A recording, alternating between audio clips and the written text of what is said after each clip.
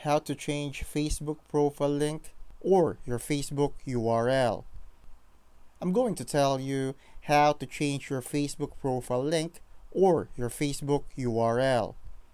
Your Facebook URL is based on your username, and you can update it in your settings. Just go to Settings and Privacy, and then Settings, Account Center, and then search for Username.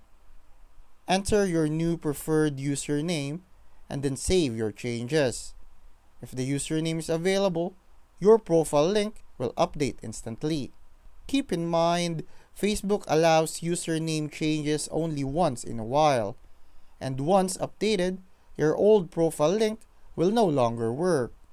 If someone tries to visit it, they'll see an error page. Also, your username must be unique and follow Facebook's guidelines, so no special characters or spaces. If you can't change your username, it could be because it's too soon since your last update, the name is taken, or your account has restrictions. So if that happens, you might need to wait or choose something different.